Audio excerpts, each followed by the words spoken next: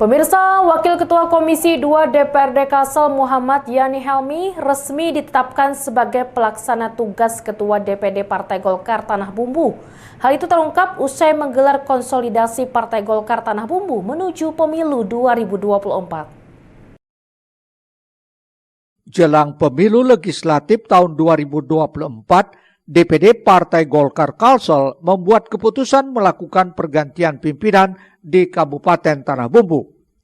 Wakil Ketua Bidang Pemenangan Pemilu DPD Partai Golkar Kalsel Puar Junaidi menyatakan dari hasil konsolidasi Golkar Tanah Bumbu menuju pemilu 2024, M. Yani Helmi atau Paman Yani ditetapkan menjabat sebagai pelaksana tugas Ketua DPD Partai Golkar Tanah Bumbu lantaran sudah mengantongi surat keputusan. Pergantian pucuk pimpinan Partai Golkar Tanah Bumbu ini bukan tanpa sebab, melainkan adanya proses hukum serta berstatus tersangka dengan ancaman pidana di atas 5 tahun terhadap Ketua Golkar Tanah Bumbu sebelumnya. Pasalnya berdasarkan ADART Partai Golkar, apabila pengurus ada yang berstatus tersangka dalam kasus hukum dengan ancaman pidana di atas 5 tahun, maka bisa dilakukan pergantian. Karena itu DPD Golkar Kalsel mengambil langkah yang diyakini bisa membawa kebaikan untuk Partai Golkar di Kabupaten Tanah Bumbu. Ya, selama ini kita sedang berdiam, tidak mengambil sebuah keputusan karena menganggap ini adalah kader kita yang perlu juga kita support. Sebenarnya kalau berdasarkan anggaran rumah tangga, kita pada saat kader itu mengalami proses hukum dan sudah ditetapkan sebagai tersangka, ini dapat dilakukan penggantian antar waktu. Nah, ini bunyi anggaran dasar anggaran rumah tangga, tetapi yang bersangkutan meminta agar diberikan kesempatan untuk dia membela diri. Nah, ternyata kan keluar keputusan dari pengadilan negeri. Setelah itu dia tidak puas dengan keputusan mencari keadilan ke Pengadilan Tinggi Banjarmasin, juga keputusan Pengadilan Tinggi Banjarmasin ini justru memberatkan lagi, menambah daripada putusan yang ada di Pengadilan Negeri. Mereka merasa tidak puas lagi menindaklanjuti kepada kasasi. Nah, sementara kita sudah masuk dalam proses tahapan pemilu.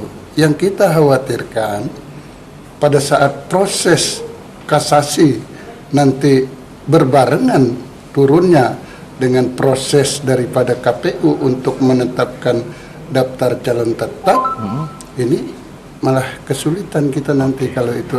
Nah, oleh sebab itu kita mengambil langkah-langkah yang sesuai dengan ketentuan organisasi karena ada waktu masih untuk melakukan perbaikan, baik itu koreksi, penggantian maupun evaluasi terhadap daftar calon anggota legislatif sampai dengan bulan September. Sementara itu PLT Ketua DPD Partai Golkar Kabupaten Tanah Bumbu Muhammad Yani Helmi mengaku akan tegak lurus menjalankan perintah partai.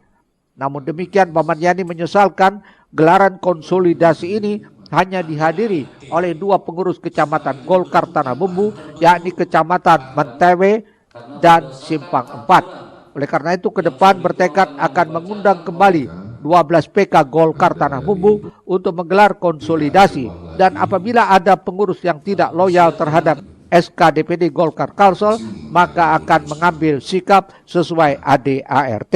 Pastinya karena memang sesuai dengan ADART tentu saja ada konsekuensi ya.